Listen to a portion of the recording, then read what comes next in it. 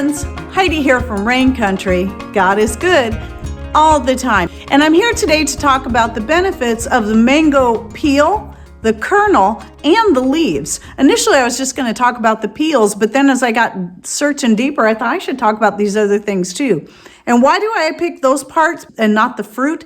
Well, that's because it's the parts that people are less likely to think about and their benefits. So I like doing videos like this because of that. And this video is going to go on my playlist on herb profiles where I talk about the benefits of many different things. So I'll be linking to that full playlist in the description box down below. Now, one of the things that spurred me into doing this is that I don't buy mangoes a lot, but we do love mangoes. And when I do buy them, I have used the skins and the pits to make vinegar from, as you can see in this image here. And sometimes I'll use them just to make just a mango vinegar. Sometimes I'll mix them with other things like rhubarb or orange peels or whatever I just have on hand. If I don't have enough mango peels and pits to get a batch of vinegar going, I'll mix them with whatever else I have handy. Because of that, I had a lot of people coming in saying that mango peels are toxic. Well, there we go again. People claiming something is toxic when it's not, just like they've done with horseradish and nutmeg and Brazil nuts and more. So just like with anything, though, I got to say this right off the bat, it's always about moderation. But the deal with mango peels, more specifically, is that some people are more likely to be allergic to mango peels like they would be to poison ivy, because people who have a reaction to poison ivy, it's actually an allergic reaction. And a lot of people are allergic to poison ivy. But at any rate, I have actually eaten a piece of mango peel just to see what it tastes like. And while I didn't like the flavor of it, it does make a great vinegar. So now that you know about that, you know that there's a possibility you could be allergic to it. And obviously if you are, then you need to avoid it. So starting with the peels alone, since that was what my video was initially supposed to be about, I'm just going to list off the benefits of the peels. And what you'll find, by the way, is that a lot of these while they'll have some unique benefits, the different parts of the plant, there's also some that will cross over. So the peels are great for digestive health. They are anti-cancer and anti-diabetic. They're high in antioxidants, and typically anything that's high in antioxidants means it's not only good at being anti-aging, it's also good for preventing cancer. They lower the risk of heart disease. They help with weight loss, and used topically and internally, they're great for wound healing. As I mentioned, vinegars is one way that you can use them, but a lot of people who are born and raised in places where mango trees are all around them, a lot of times they'll just slice and eat the mango with the peel on there like you would an apple, if you don't mind the flavor. But I would assume you could also tincture it if you really want to, or dehydrate, powder, and encapsulate. I'm sure you could also make a tea, though I'm not sure that it would taste very good, but it wouldn't hurt to try. Oh, and I forgot to talk about the nutrients you'll find. Obviously, the peels are where you're going to find a lot of the fiber and just packed full of polyphenols, carotenoids, vitamin C, E, and quercetin. All right, now let's talk about the kernels. So I'm sure most of you would probably know, if you've ever heard of mango butter, well, it's the kernels that the mango butter comes from. So excellent for skin health. And so some people who can't use shea butter because they have an allergy to that can go with the mango butter. But you can also just eat the kernels. Now, personally, I haven't tried that yet because I just haven't thought of it. But the next time I get some mangoes, I am going to try eating a kernel just like I would with an apricot, a peach, or a nectarine. When that pit opens up, if the kernels, as I'm working them up to can them or whatever, and I have a pit that pops open and the kernel isn't moldy, I will eat it. And I find it tasty, a little bitter, but I know it's really healthy for me. Same thing with apple seeds. I just chew those right up. I eat the whole apple, chew the apple seeds right along with it, and I like that slight almond flavor they have. As long as you're not overdoing it, these things can be very healthy for you. The kernels have vitamins A, C, E, B12, and folic acid. And of course, you've got a good healthy fat right there too. So I mentioned it's used to make the butter for skin. It can also be used in making a tooth powder. I thought this was interesting.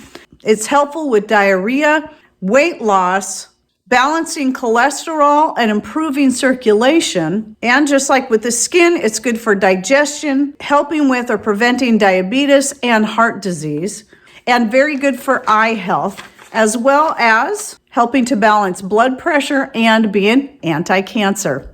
Okay, so now let's talk about the leaves. Never tasted a leaf either because I've never had a leaf because I've only just bought fruit. I've never had the leaves, but if you're one that has access to mangoes or mango trees and there's leaves, those leaves have a lot of benefits too. And yes, by the way, I did look these things up on not just health sites, not just medical websites, but also on scientific websites that did these tests and confirmed that these things do actually have these positive benefits.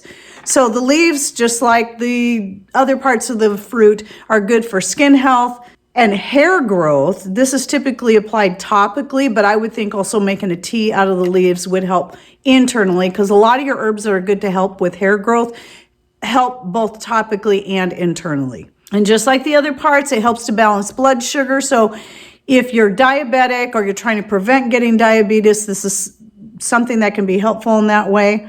Now, here's one thing that made the leaves unique from the other parts is they've been used to treat kidney and gallstones. They're also anti-inflammatory, anti-cancer, and also help with weight loss. And the nutrients you'll find in the leaves are potassium, calcium, zinc, copper, manganese, and A, B, C, and E. And the one thing I really want to point out is that it's never a good idea to take calcium supplements alone.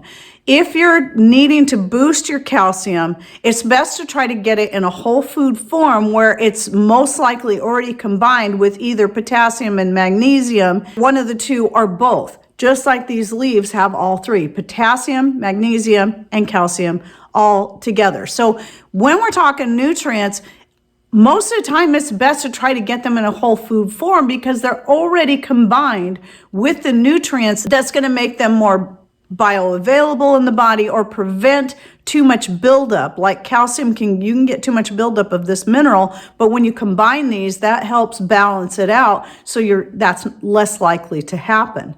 So mango leaves are just a great example of that right there. And I like to point that out whenever I get a chance. So besides making tea, I would see the leaves also being good as something you can tincture or powder up and encapsulate. Now, since I have no idea what they taste like, I'm not sure if they would be something you could just add to salad. I would assume, like a lot of your fruit tree leaves, they'd probably be a little too tough for that, but maybe you can cook with them add them to things like you would any other vegetable. And what I'm hoping is those people who are experienced with dealing with mangoes and mango leaves and skins and kernels can share with us down below how they use these in various ways. A lot of times, for those of us who don't grow these things and we buy them, we just think, okay, we eat the fruit and that's it. And we don't even consider that there's other parts of the plants or the places that grow these things, and it's something they consume all the time. They obviously learn how to make the most out of all parts of a plant. So we have a lot to learn from people like that. So this is why I hope there's people that are watching this video that have mango trees or access to them that can share with us more information about that down below. But yeah, this is just another example. So just like you can consume blueberry leaves and strawberry leaves and grape leaves and raspberry leaves and blackberry leaves and all kinds of different blossoms and more, and kernels and seeds from much of the fruit that we even grow on our own property, and we don't even realize it, and all the benefits. So in this playlist I have down below, you will find a video. These ones are older, but I have a video on the benefits of strawberry leaves, the benefits of grape leaves. I have one on the benefits of raspberry leaves. I'll be doing one soon on the benefits of blackberry leaves.